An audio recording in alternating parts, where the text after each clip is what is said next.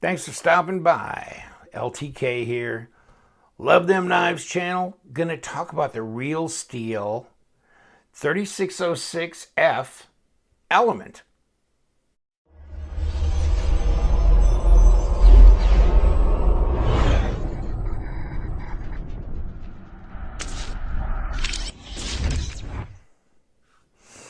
Hey guys. Yes, this is Micarta. That's why it looks like this. And you can get the Element Poltergeist Works design. As you may know, they did the Precision, the Crusader, the what was that? The Control. Those are three knives that they've done with Real Steel that are Poltergeist Works designs. So this is these are flippers, okay? They're steel frame. The 3605 Control was titanium, but these are N690 blades, steel that is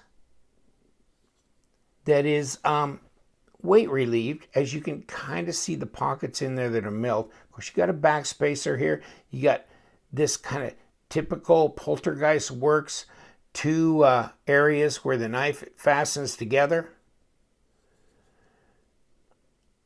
Pocket clip, right hand. Ain't no left hand on either of these. Now, this is G10. Okay, these are decent sized knives. Hold on, let me throw a tape out here first. I mean, depending on, if the back of the choil is 4 inches, up to this bolster area here is 3 3/4, 3.5 at the most forward area. But I mean, if you look at the cutting edge, it's 3 5/8 up here. So, this bolster area just really cuts forward pretty drastically. Now, so what do you got? Well, anywhere from, if you want to argue, 90 to 95 millimeters on the blade, 21.5 centimeters at 8.5 inches overall. So it's a little bit longer than the Para 2. Rex here, he's 8 1/4. This is 8.5. Flip it around.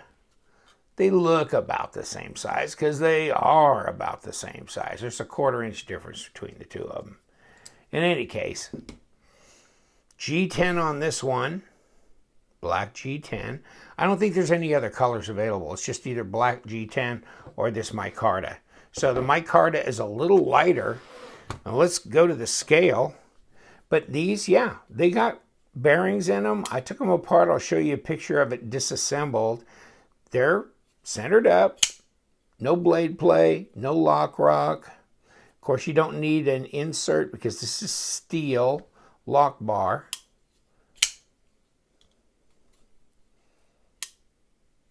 Poltergeist Work design. So it's a good size knife. It's not small like the Precision, although it is this deal. Steel frame here with a slab of whatever, either G10 or Micarta on the side. So we've got about 164 grams. Let's roll it back around. 5.78 ounces. It ain't light. It's not lightweight, but check this out. Here we go. 6.1. Yeah. The G10 version is heavier, 173 grams. The flipper tab is very intuitive. It's not jimped, but really easy to deploy. Not a problem. Now, did I ever get this bolted down? Okay, yeah. I think this might have been the one I took apart. Let me see for sure. I'll show you the picture of it disassembled. So there you go. There's your bearings. It doesn't look like any ceramic bearings, just a regular bearing ring. And there's your steel washers that go in here and go in there. Where's the other washer? So it might be already still be there. In any case, So you get, well, no, you don't. You don't get a steel washer on this side because it's steel. Sorry. I don't believe there's one in there. But that's a steel frame anyhow, so you don't have to worry about it. You're not coming in contact with titanium or whatever. But you need one here because you've got this micarta here. And there's your back spacer. Just two, screws that go in to those fittings from the front. There's the front, tubes that come through. These actually are the threaded screws that come in from the backside, and screwdriver. Friendly. So real easy to take apart. Boom, boom, it's open. There's your bearings, your micarta scale. There's your stop, blade stop. And it's a exterior. It's not an internal blade stop. It's right there. Got jimping right on the top of the blade. No jimping here. There's meaningful traction back here. The ergos are good. You got this front choil. You got a pass through here, and it's machined out a little bit, so it makes it a little wider area for you to stick your thumb in there and disengage the steel frame lock bar. And you know what? It's easy to do. It's really easy to do. Why this little cutaway here? I don't know. Maybe so you can go up here. If you're going to go forward on this knife, be careful, because that choil, front sharpening choil, which is nice to have, by the way, is not real big. But if you pull back, you can do this. And when you do this, maybe you could do this, like that. Or you could take this and do that. Yeah, so they're pretty sharp. Like I said, N690 steel, really hard to kind of, I was searching around. It's like, okay, so this is that Austrian Bowler N690 steel. And it's really popular for a lot of European knife makers to use. And it's popular for knife makers to use, actually. Pretty corrosion resistant, and this is stone washed, compared mostly to VG10, although there are arguments about that, but kind of sort of, because of the 1.1% carbon, the cobalt. So it's supposed to be pretty tough. They were saying if you get it, it can rust. So if you had like a bead blast in here, it'd be easier for it to come up with little dots of rust on it than if it's really smooth. And so I don't know. We'll have to see how these go, but yeah, well, of course, I live in an extremely dry climate. I can't remember the last time I had any kind of rust on any knife that I had, period. But in any case, N690, is that better than 14C28N? I don't know. How do you have to compare the metals? So yeah, it's interesting that they used N690. Kind of strange. They use a lot of 14C28N. They use that on the 3001 Precision. So, but of course I think it was S35 VN on the control. I mean on the control, because that was titanium, and that was like supposed to MSRP at like $200. This will be around $85.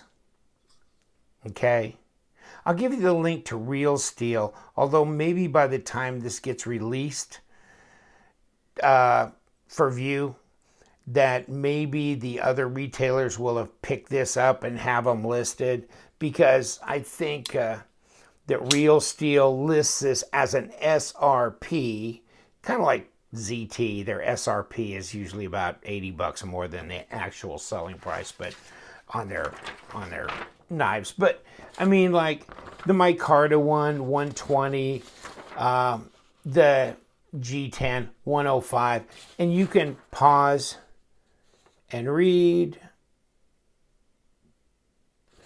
And this 90 millimeter 3.54 blade they're saying here, and that's conservative. Blade thickness 3.5 millimeter and 8.5 overall, 160, 5.9. And that's on the Micarta one. So let's see if they have a thicker weight. Yeah.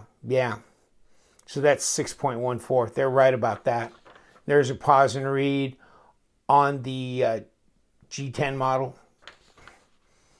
So this will probably be closer in the 80s and the other one in the 90s. Because you're going, hey, I got a steel frame with G10 and N690.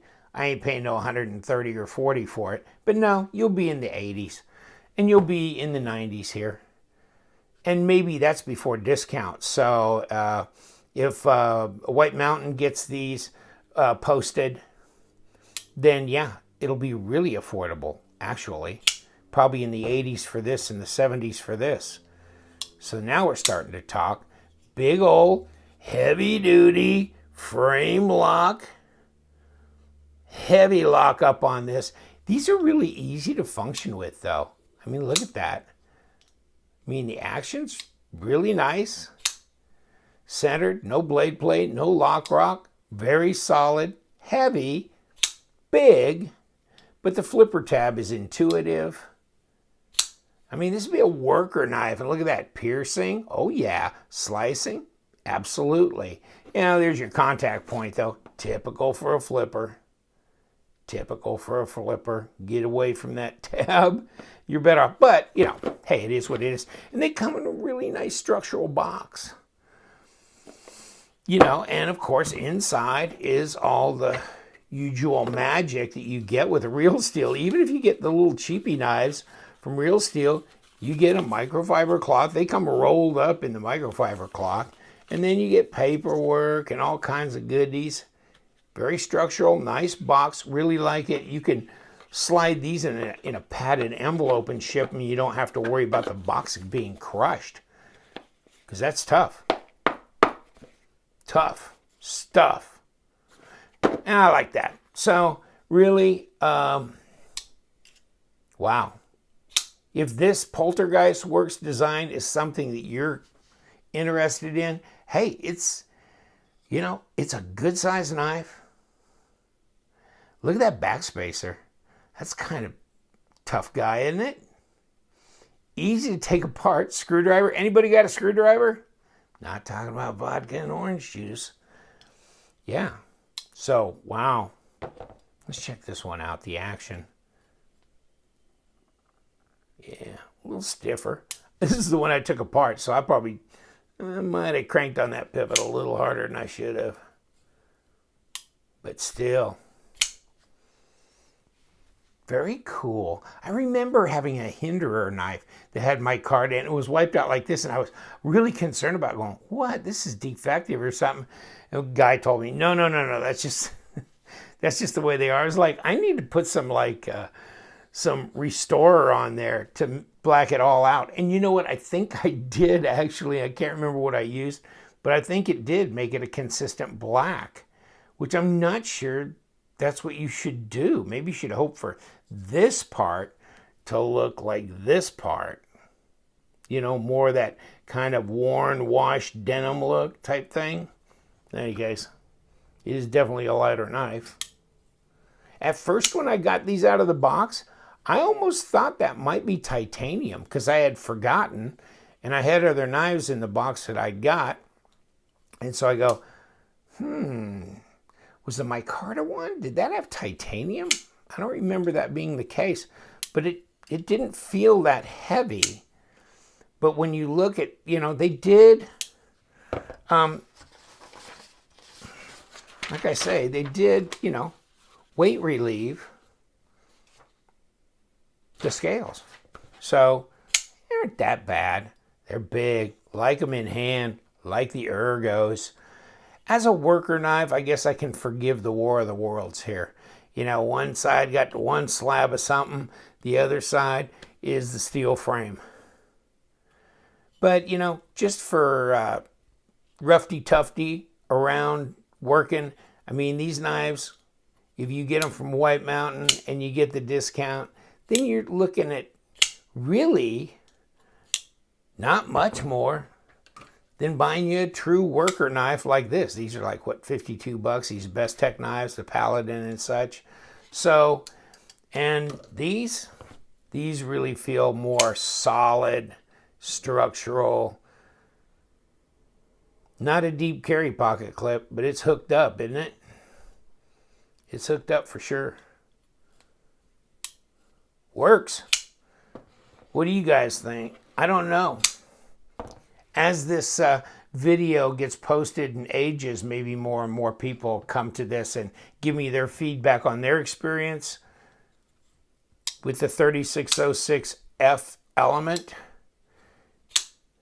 I think it could take on the elements, that's for sure.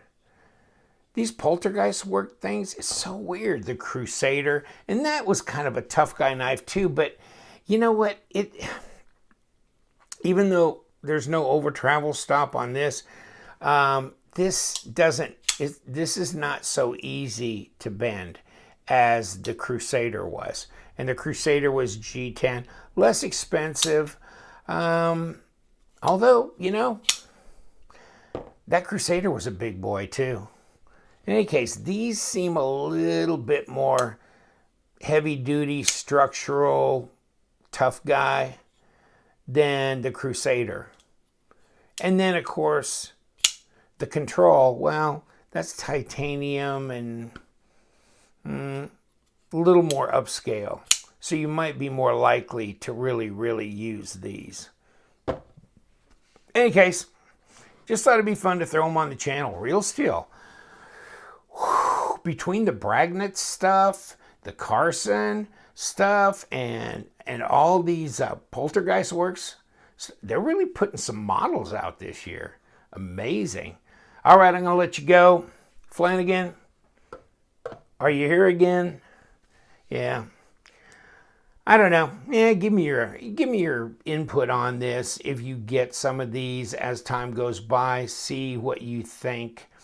Yeah, I think they're interesting. I do like the Poltergeist Works designs. Of course, I didn't know anything about them until these came out from Real Steel, because I just didn't. There's so many knife makers around, so many knife designers around. I can't keep up. But once you see them collaborate with known brands, then you finally become aware of them. All right, I'll let you go now. Thank you so much for hanging out, and you know what we do around here. We love them knives, so you guys stay sharp.